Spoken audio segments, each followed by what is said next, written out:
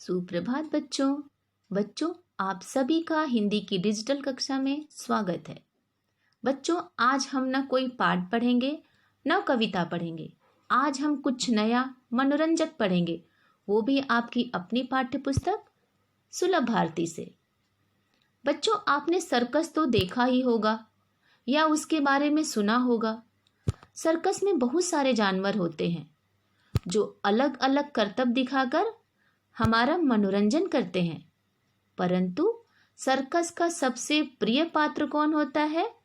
Joker, जिसके आते ही सभी के चेहरे पे मुस्कान के साथ साथ ठहाके वाली हंसी आती है। तो आज हमारे पाठ का नाम भी जोकर है। बच्चों, जोकर का कार्य तनावपूर्ण जीवन को दूर कर जीवन में हास्य लाना है, और हंसना हम सभी के लिए एक संजीवनी का काम करता है। जीवन में हंसना स्वास्थ्य के दृष्टिकोण से हमेशा आवश्यक होता है। तो चलिए देखते हैं इस पाठ में नया क्या है। बच्चों, इस पाठ का नाम जोकर क्यों है? क्योंकि हम जोकर के चित्रों के माध्यम से कुछ मुहावरे एवं कहावतों का अध्ययन करेंगे। मुहावरे एवं कहावतें, अरे इनका क्या महत्व होता है और हमें क्यों पढ़ना है? क्योंकि जिस प्रकार बिना सजे न हम अच्छे दिखते हैं और न ही हमारा घर और न ही हमारी पुस्तक, उसी प्रकार भाषा को भी सजावट और गहना की आवश्यकता होती है। और भाषा की सजावट गहना क्या है? ये मुहावरे एवं कहावतें। मुहावरे एवं कहावतों का प्रयोग कर हम अपनी भाषा को और अधिक सुंदर बना सकते हैं। कम से कम शब्दों में अधिक बात कहना ही मुहावरे एवं कहावतों की विशेषता होती है। बच्चों, सर्वप्रथम हम यह देखेंगे कि मुहावरे एवं कहावतों में क्या अंतर होता है, हम इन्हें कैसे पहचानेंगे।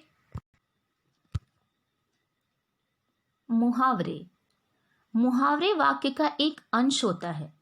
यह स्वतंत्र नहीं होता है। यह गद्य अर्थात प्रोज की तरह होता है। इसका आकार छोटा होता है और सबसे मुख्य बात इसमें होती है कि इसके अंत में प्रायः न होता है। कहावत हिंदी भाषा का शब्द है जिसका अर्थ होता है कही हुई बात। यह आकार में बड़ा होता है एवं 9 शब्द प्रायः इसमें नहीं आते हैं। इसका रूप पद्य अर्थात कविता के रूप में होता है, अर्थात राइमिंग होता है थोड़ा। यह पूर्णता के साथ होता है, अर्थात यह स्वतंत्र होता है। तो चलिए इस पाठ में आए मुहावरे एवं कहावतों का चित्र के माध्यम से अध्ययन करते हैं। पहला चित्र आपको दिख रहा है, घर, मुर्गी और दाल। इसका मुहावरा कैसे बनाएंगे? घर की मुर्गी दाल बराबर। इसका अर्थ क्या होगा? घर की मुर्गी दाल बराबर का अर्थ होगा पास की चीजों को कम महत्व देना। बच्चों, यह मुहावरा है या कहावत? यह कहावत है, क्योंकि इसके वाक्य के अंत में न नहीं आया है। वैसे ही दूसरा चित्र देखते हैं। 9 2 11 अर्थात गायब होना। 9 2 11 होना। बच्चों, यह मुहावरा है कि कहावत है? बच्चों, यह मुहावरा है, क्योंकि इसके वाक्य के अंत में न आया हुआ है। तो चलिए अब हम अपनी पुस्तक में आए कुछ मुहावरे एवं कहावतों का अध्ययन करते हैं। जोकर अपनी जान पर खेलकर कलाबाजियां दिखाता है। इसमें मुहावरा है जान पर खेलना। उसका अब हम वाक्य प्रयोग देखेंगे। जान पर खेलना अर्थात प्राणों की परवाह न करना। उसका वाक्य में प्रयोग होगा, सैनिक सीमा पर अपनी जान पर खेलकर देश की रक्षा करते हैं। अब इसके आगे का देखते हैं। ठहाका लगाकर हंसना, अर्थात यह मुहावरा है। जोकर झूठ मूठ का ठहाका लगाकर लोगों को हंसाता है। ठहाका लगाकर हंसना का अर्थ है जोर से हंसना। उसका वाक्य में प्रयोग कैसे करेंगे? चुटकुला सुनते ही बच्चे ठहाका लगाकर हंसने लगे। आगे देखते हैं। तीसरा है मन मसोस कर रह जाना। ये भी मुहावरा है क्योंकि इसके अंत में आया है रह जाना। देखते हैं। उचित प्रसाद न मिलने पर जोकर मन मसोस कर रह गया। इसका अर्थ है कुछ न कर पाना। परीक्षा में कम अंक मिलने से राहुल मन मसोस कर रह गया। अगला, फूला न समाना। देखते हैं इसमें जोकर के द्वारा कैसे प्रस्तुत किया गया है। खेल समाप्त होने पर कुछ बच्चों द्वारा जोकर को धन्यवाद कहने पर वह फूला न समाया।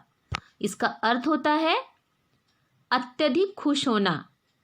परीक्षा में अव्वल स्थान आने पर राहुल फूला न समाया। इसका वाक्य प्रयोग है। अब आगे देखते हैं। दंग रह जाना। एक बच्चे को अपनी नकल करते देख जोकर दंग रह गया। इसका अर्थ है आश्चर्यचकित होना। वाक्य प्रयोग देखते हैं। खो खो खेल में राहुल का प्रदर्शन देखकर लोग दंग रह गए। अगला देखते हैं। आंखें दिखाना, अर्थात जोकर शोर मचाने वाले बच्चों को आंखें दिखा रहा था। अर्थ है गुस्सा होना।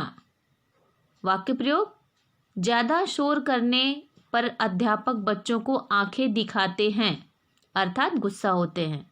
आगे देखते हैं।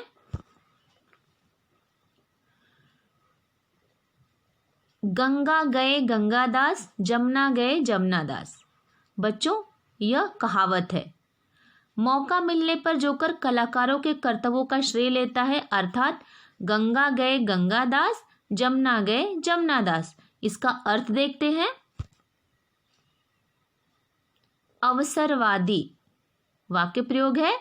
नेता चुनाव के समय लोगों से मीठी मीठी बातें करते हैं और चुनाव खत्म होते ही गंगा गए गंगादास, जमुना गए जमुनादास। आगे का देखते हैं। नाच न जाने आंगन टेढ़ा। ये भी एक कहावत है। गाना तो आता नहीं और जोकर कहता है गला ही खराब है, यह तो ऐसा ही हुआ, नाच न जाने आंगन टेढ़ा। इसका अर्थ देखते हैं। नाच न जाने आंगन टेढ़ा अर्थात अपना दोष छिपाने के लिए औरों में कमी बताना। इसका वाक्य प्रयोग देखते हैं। राधा को नाचने के लिए कहा गया तो उसने बहाना बनाया और कहा आंगन ही टेढ़ा मेढ़ा है, अर्थात नाच न जाने आंगन टेढ़ा। इस प्रकार बच्चों, आज हमने इस पाठ के माध्यम से मुहावरे एवं कहावतों में अंतर देखा एवं उनका वाक्य प्रयोग करना सीखा। अब आप अपनी पाठ्य पुस्तक में इस पाठ में आए सभी मुहावरे एवं कहावतों को पुनः अपने वाक्यों में प्रयोग करने का अभ्यास करें और इसी के साथ अगली हिंदी की कक्षा में हम पुनः मिलेंगे। तब तक के लिए धन्यवाद।